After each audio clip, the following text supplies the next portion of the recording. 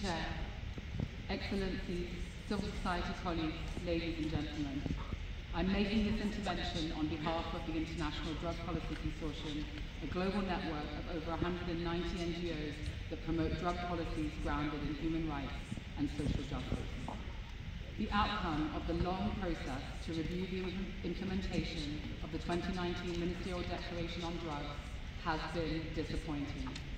Months of intense negotiations have delivered a document that mostly reiterates existing commitments, and no true review has taken place.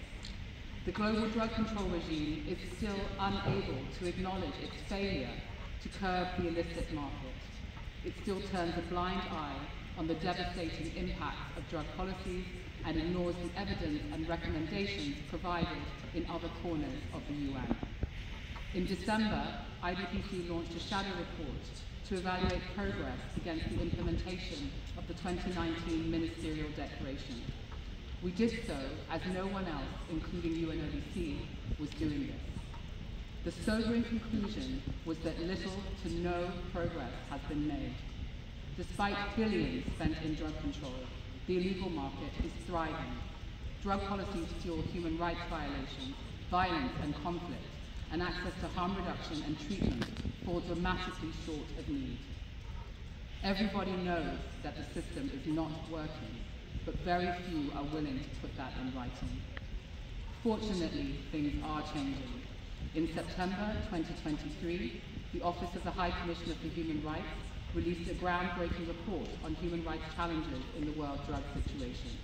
The findings have led the UN High Commissioner Volker Turk to call for transformational change in the international community's approach to drugs.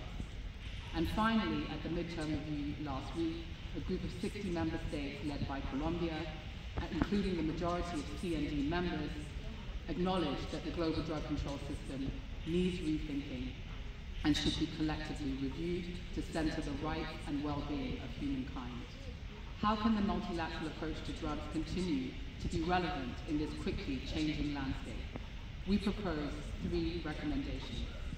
First, in order to carry out the global rethinking urged by the majority of CND members last Thursday, member states need to establish an objective review process with participation from civil society, academia, and relevant UN entities to explore options to modernize the UN drug control regime.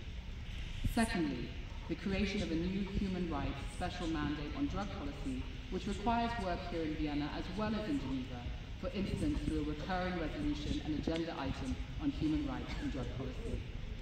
Lastly, the CND must work to overcome senseless taboos that hinder urgently needed interventions, such as the long-running controversy with the words harm reduction. These life-saving approaches are indispensable to reduce drug-related harm and must now be central in responding to the devastating synthetic drugs crisis, a crisis born of prohibition, and the same approaches that have led to a toxic, unpredictable, and deadly drug supply will not end this crisis, but based on the evidence will certainly exacerbate it. The outdated Vienna spirit is now undermining progress. Most UN forums do vote on resolutions when needed. Consensus-based decision-making is holding back Vienna's ability to address today's serious drug policy challenges.